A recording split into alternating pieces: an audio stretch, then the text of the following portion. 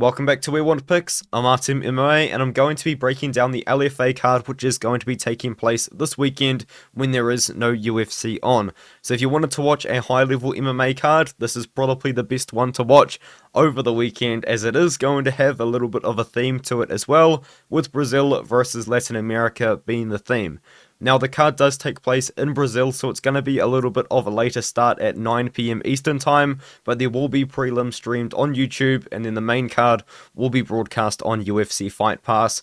It should be pretty good. I mean, there is a former PFL fighter taking the main event slot against Mena, as well as a bunch of other very exciting prospects which could potentially find themselves either in the UFC or on the Contender Series with impressive performances.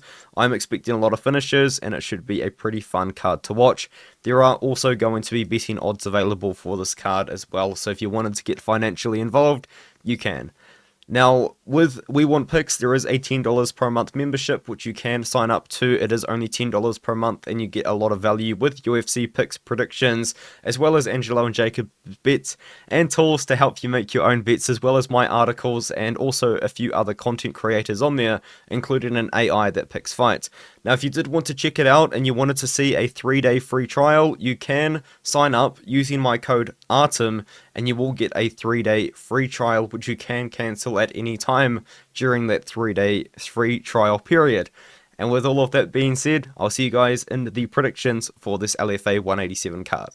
Now, the card is going to be 15 fights long, so there are a lot of fights on this card, but I am only going to be breaking down the final 9 fights, as for a lot of these earlier prelims, there just isn't really that much tape available, and it is pretty hard to make a breakdown on a few fighters that only have 1 or 2 fights in their career. So I'm going to start off the card by talking about Hugo Paiva taking on Rodrigo Roldan, and if you are unfamiliar with Hugo Paiva, I think you probably should be, because he is a very fun fighter to watch, and he actually was the other half of what is, in my opinion, one of the best fights you could possibly watch. It is so fun. Felipe dos Santos versus Hugo Paiva, and you could make a very fair argument that Hugo Paiva actually did win that fight. But of course, now Felipe dos Santos made his debut in the UFC against Manuel, and now he is potentially going to go on to be a pretty fun prospect to watch out of Shooterbox. Hugo Paiva was the other half of that fight, and he put up a very good scrap against Felipe dos Santos, and since then has gone 3-1, and was actually meant to fight for a regional title against the current road to UFC fighter Angad Bisht in India, but unfortunately he did miss weight for that matchup, and the fight was cancelled. Since then, he has returned back to South America, has fought a couple of times, and is a very fun fighter to watch. He's going to be taking on Rodrigo Roldan, who, in my opinion, is actually a better fighter than what his record does suggest. Now, Rodrigo Roldan is very tall for the weight class, and he does have very solid takedown defense, and he does train out of Nova União as well. He is definitely probably going to look to grapple into this matchup, though, as Hugo Paiva is a pretty dangerous and scrappy striker. For Hugo Paiva, he is very aggressive, he is a scrappy striker, and he does throw a lot of kicks. It is worth noting, though, that Hugo Paiva can be taken down, as he has been taken down quite a few times in his career so far, and he is going to be taking on a guy that will be looking to wrestle. But overall, I am going to be picking Hugo Paiva in this one here. I do think that he is going to have the striking advantage. He's going to be more comfortable on the feet, and he's going to be more aggressive. I am picking him to win by knockout, and the odds for this fight are pretty wide. Hugo Paiva is actually a -340 favorite, and by the looks of Tapology, it seems like a lot of people are picking him to win as well. Now, Inglesson de Lara is fighting against Lucas Miletich, and Lucas Miletich is a guy that has been on my radar for quite a while now out of Argentina. He is very tall for 145 pounds, standing at 6 foot tall, and of course, by being 6 foot tall at 145 pounds, he is quite lanky and quite skinny for the weight class. He is a Muay Thai striker, throws a lot of knees, especially if the fight does get close into the clinch. Miletich is going to start throwing a lot of knees to the body and to the head. He is very aggressive, and he can shoot for takedowns as well, and he's not just aggressive on the feet, he is also very aggressive on the ground as well, if he can manage to go out there and get the takedowns. Inglesson de Lara is actually a former kickboxer and competed for WGP, which we have actually seen quite a few current UFC fighters actually fight in kickboxing for that promotion. he does have pretty poor takedown defense, and he does hold his hands very, very low when it does come to that striking style. Overall, though, I do think that Lucas Miletich is the more well-rounded fighter, and I do like Lucas Miletich to go out there and shoot for takedowns and get that grappling going, which is why I am going to be siding with him and to win by submission as well in this prospect versus prospect fight. Now, I don't think there are odds out there for this fight right now, but I am picking Miletich to win the matchup. And now we can move up to Aieza Bertolso fighting against Alejandra Fernandez. And Bertolso is actually a fighter that I'm quite hyped up on, because I do think that she does have a lot of potential when it does come to MMA, and you can see that in her amateur MMA record, where she did go 16-1 and also won the amateur IMMAF World Championships in 2023 for the 2022 championships. Since then, she has gone 3-0 and did have a split decision in her last fight, which I think she won. But yeah, in that fight there, she wasn't super high volume on the feet, but she definitely was the more technical striker. Bertolso, although she is listed here at 5'5", she is somewhat tall for the weight class, or if not tall for the weight class, she has been taller than most of her opponents so far anyway, and she does fight from range a lot on the feet, but it probably would be fair to say that she is mostly a grappler. When she is on the feet, she is looking to fight from range and throw kicks. Alejandra Fernandez is actually a fighter that I did struggle to find tape on, but I did manage to find tape by going to her Instagram Reels, and she actually has quite a few of her fights posted on Instagram Reels, so that is kind of the only tape I can see, and of course being her Instagram page, she would only show her winning the fights. But in her fights that she was showing, she was wrestling, she was dominating in top control. But for the most part, I think that we should be able to see Bertolso win a fight here. I am going to pick Bertolso to win by decision or submission in this one here, but it is kind of hard to tell how good Fernandez is, as she is only 1-1, and aside from that, I haven't really seen her fight all of that much, and I believe Bertolso is minus 900 in this matchup, so the odds are pretty wide, they're pretty crazy. We can move on up to Pedro Doreto fighting against Leandro Solano.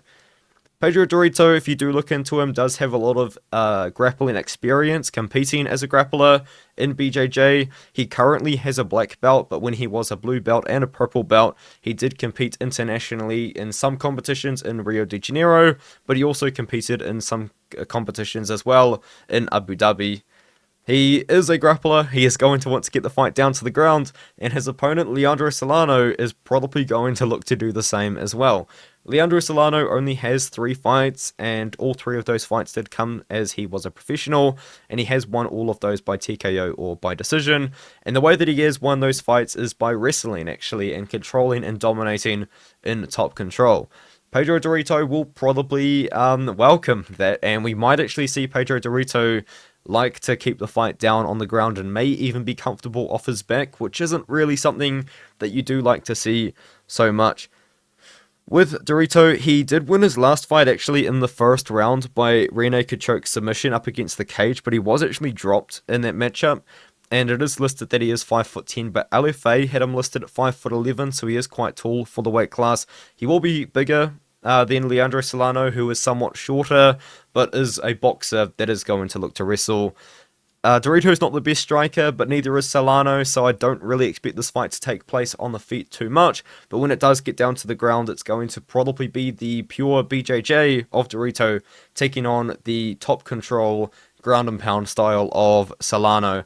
I am going to side with Doreto in this one here. I don't believe there are fight odds for them because I haven't seen them yet, or I haven't been able to find the fight odds. But I am going to go with the grappling of Pedro Doreto. He has also fought some slightly better competition as well than Solano, so I'm going to go with him, and I'm going to go with him by submission. Apollo Gomes is fighting Lionel Abojer, and I like Apollo Gomes in this one here. He is a shooter box guy, and he fights like a shooter box guy. If you don't know what I mean by that, think of Charles Oliveira and how he fights.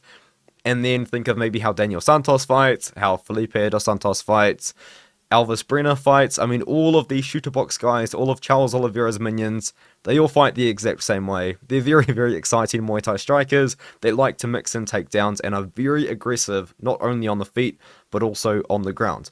Shooter box guys are probably some of the most exciting fighters in MMA right now, and Apollo Gomes, in my opinion, is no exception. He is very, very fun to watch.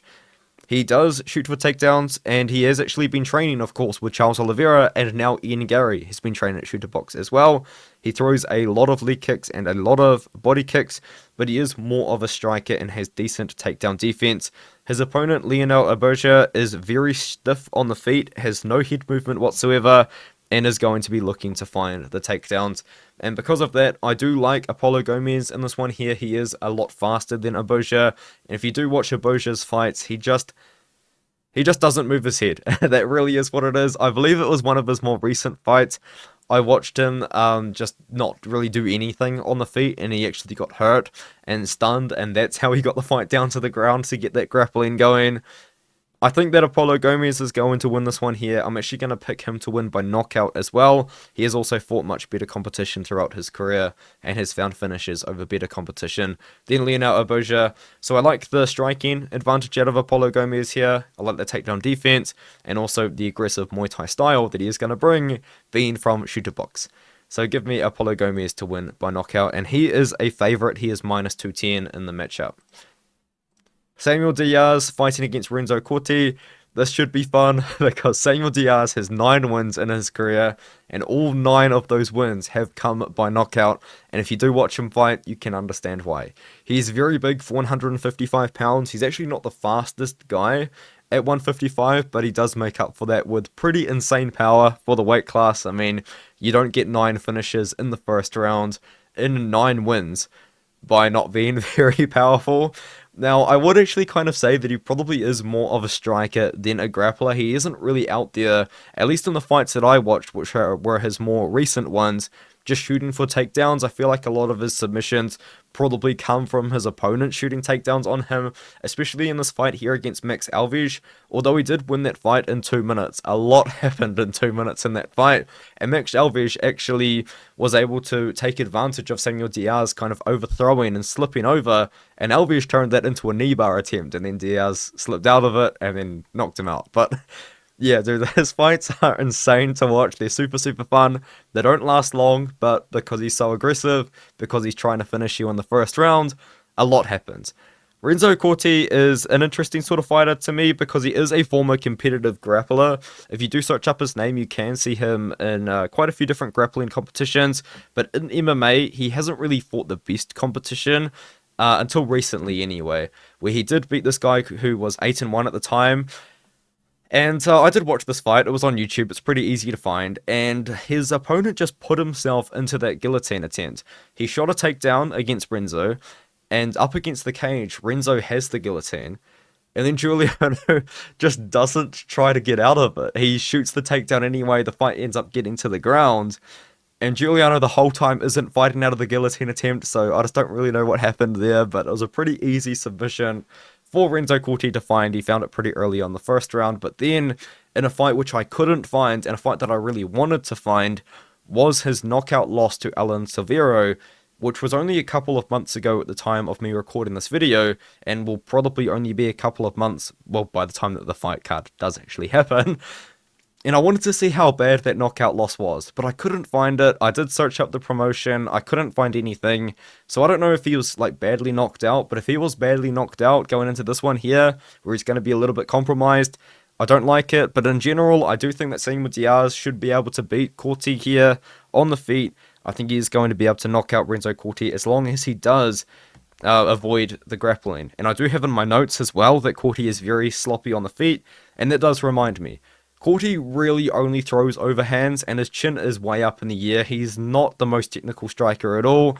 So I just overall think that Samuel Diaz is probably going to find another first round finish. Probably going to find a knockout here. And with 10 wins by finish in the first round, you really would kind of hope that we could maybe see him on the Contender Series. I mean, this guy's a lot of fun to watch.